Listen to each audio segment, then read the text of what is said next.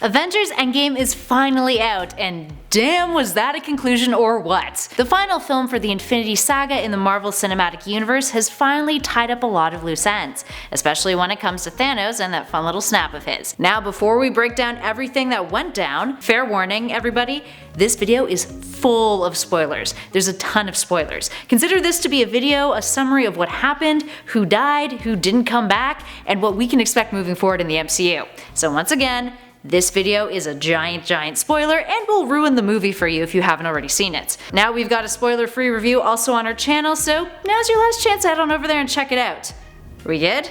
Alright, let's do this. So what exactly happened? Well, the film begins with a scene in which we see Hawkeye, aka Clint Barton, witnessing his family being dusted. It's then followed by the rescue of Tony Stark and Nebula. Carol Danvers, aka Captain Marvel, arrives when Tony is practically on his deathbed, and she brings the Guardian spaceship, which they were on, back to Earth. From there, Nebula tells them where Thanos would be, the place he intended on going after completing his plan. The Avengers head on over there only to discover he's already destroyed all of the stones, and Thor kills him. More on that later. Then we see Scott Lang exit out of the quantum realm. How did he get out? Well, his van was impounded, and a rat accidentally activates the quantum realm machine in the van, shooting Ant-Man back out of it. After an incredibly heart-wrenching scene where Scott finds out what has happened and realizes that his daughter Cassie is still alive, he heads on over to the Avengers compound with a plan to go back in time. The team tries to recruit Tony Stark, who now has a daughter named Morgan, and is trying to go on with his life. Tony's all like, nah, I don't want to do this, but eventually does come around, and the team comes up with a plan to time travel into the past at key moments in the MCU's history, retrieve the stones, and then reverse Thanos' snap.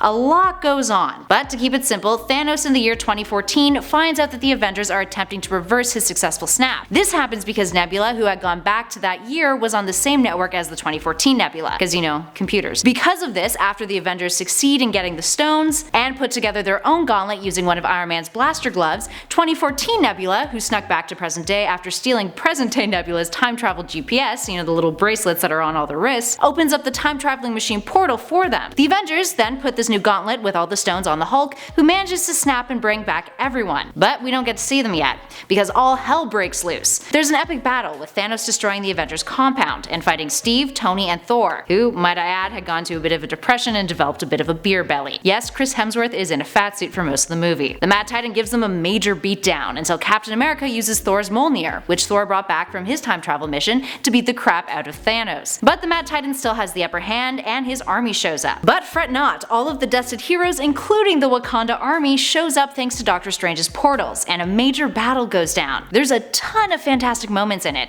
Scarlet Witch fights Thanos and is like full-blown super-powered Scarlet Witch. Girl has got her powers under control in this moment, and she's pissed. Iron Man and Spider-Man, aka Peter Parker, have an adorable moment together. And then Thanos manages to get the gauntlet, but Captain Marvel then fights him and almost beats him until he rips off the Power Stone from the gauntlet and uses it to toss her away. That's when Tony Stark intervenes and fights Thanos, grabbing the stones from him. He then snaps, all while saying, "I am Iron Man."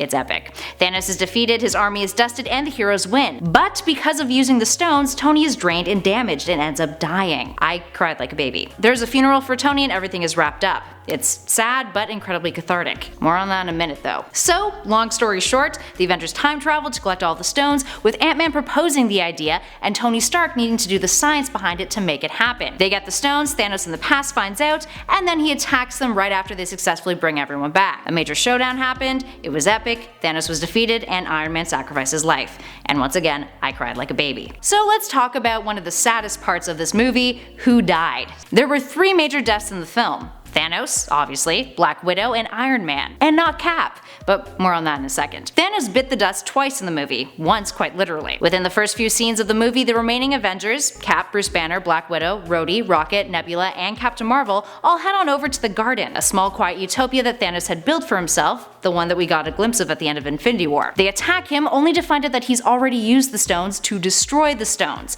In anger, Thor decapitates him. His second death was at the hands of Iron Man. When he snapped, Thanos was all like, "I am inevitable," and Tony was like, "Nah man, I tricked you, I ripped the stones off your gauntlet, I am Iron Man." Man, and Thanos witnesses his entire army being dusted before he himself is dusted. Yeah, it felt pretty good. Moving on, let's talk about Black Widow now. So when the Avengers time travel to get the stones, Black Widow and Hawkeye go to Vormir to get the Soul Stone. See where this is going. Because they went back in 2014, they encountered Red Skull just like Thanos did in Infinity War. And after fighting each other over who should sacrifice themselves, Black Widow bests Hawkeye and takes one for the team. It's incredibly tragic. But in terms of Natasha's story arc, the film really gives her a solid emotional narrative, with her story coming full circle. The Avengers changed her for the better, and she would do anything to save her family and bring them all back. Her death was actually incredibly similar to Gamora's in Infinity War.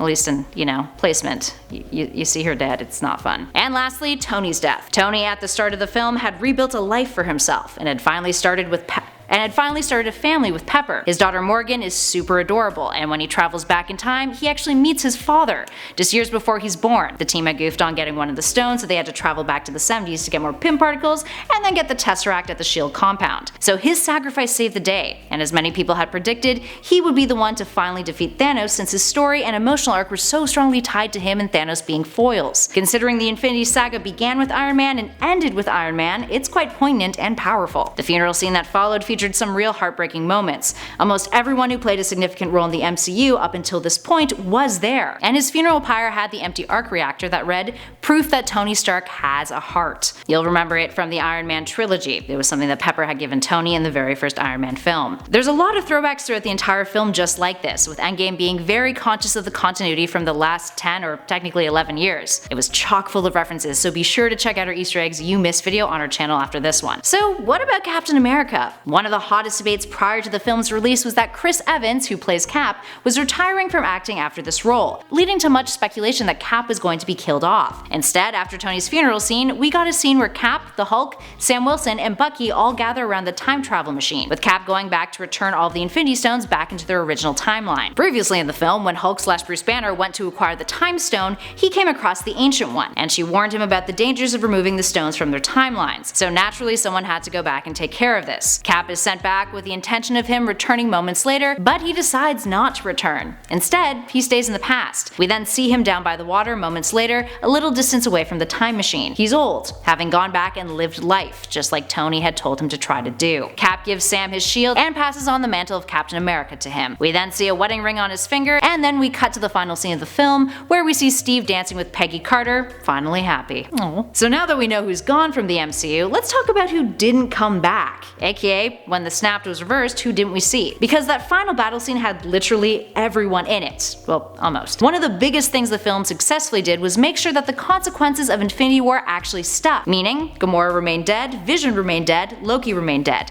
But here's the twist. Gamora from 2014 came with 2014 Thanos and Nebula to present day, and is now somewhere in the MCU, unknown. Loki in the 2012 timeline that the Avengers traveled back to in order to get the stones from the Battle of New York, used the Tesseract in that scene to teleport away. That's why Tony and Steve, who by the way settled their differences, yay, go back to the 70s. So that means there might be a chance that we could see him again. More on that in a minute though.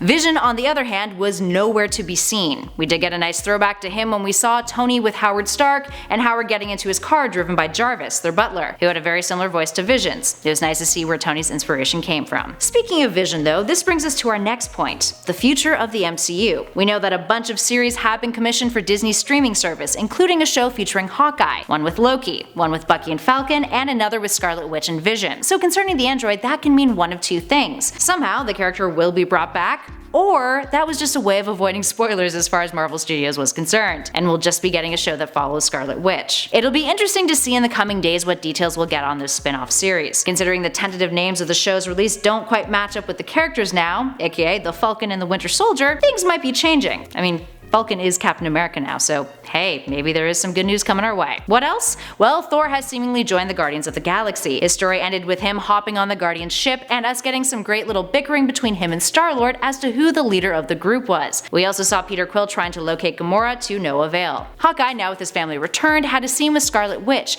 where he and Wanda lament over the ones they've lost. He's getting his own show, and we can't help but wonder if it'll have something to do with the West Coast Avengers. In the comics, Hawkeye is the chair of the West Coast Avengers, their leader. year, a team started by Vision in retaliation to the Secret Wars story event, fulfilling the need of having more than one team of superheroes to help aid the Earth in times of crisis. What about Wanda? Well, if her show doesn't involve Vision anymore, she might have something to do with the X-Men. We saw some X-Men Easter eggs in the scene where Scott Lang stumbles upon a memorial for the Vanished, and looks for Cassie's name. A few X-Men names were on the memorials. So once again, head on over to our channel after this video for more on those Easter eggs. And what about the rest of the Avengers team? All who's left is Bruce Banner, really. Will he be a part of the next iteration of Avengers? Nick Fury and Maria Hill were present at Iron Man's funeral, meaning it's likely that Fury will want to continue the Avengers Initiative. And who best to lead them than the one who inspired the name of the initiative, Carol Danvers, aka Captain Marvel. There's also a lot of speculation that we'll see fan favorite Valkyrie join the team. And perhaps Spider-Man, who became an official Avengers in Infinity War. Perhaps he'll also be a part of it. Considering that the trailers